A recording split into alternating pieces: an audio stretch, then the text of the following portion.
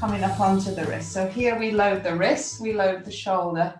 Two common fracture sites, neck of humerus and wrist.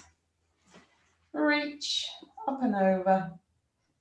We're working the core, we're working the hip abductors. So it's a real, these postures are real win-win.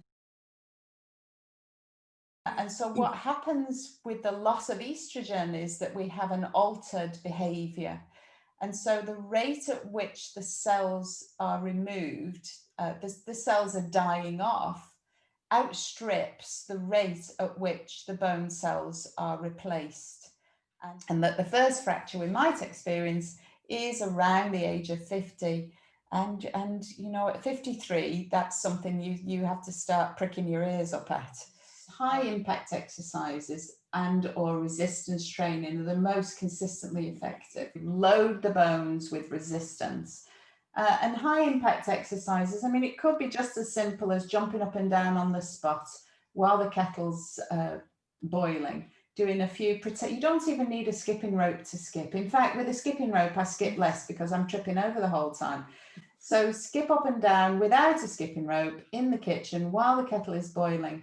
50 impacts a day is a minimum, and you can quickly count to 50 while the kettle's boiling. And guess what? Pilates is beneficial, maintaining bone strength, improving muscle balance, posture, and we can, under some circumstances, find that joint pains are improved because the stronger the muscles are, the more we offload the joints.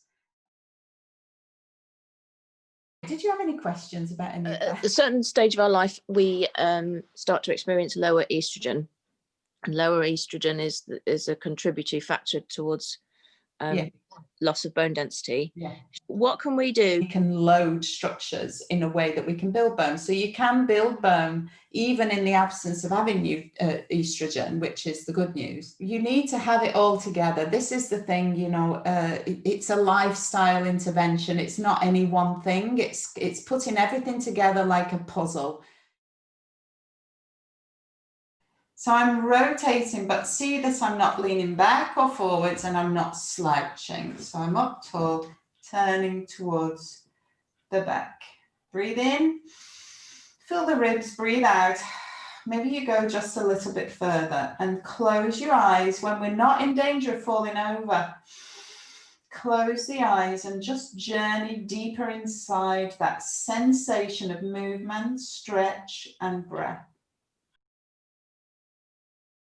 And so the pelvic floor actually mirrors the diaphragm. So you mirror, so you kind of... Oh, okay. Yeah, that makes sense. All our muscles, unfortunately, have the propensity to become weaker as time, you know, with the passage of time.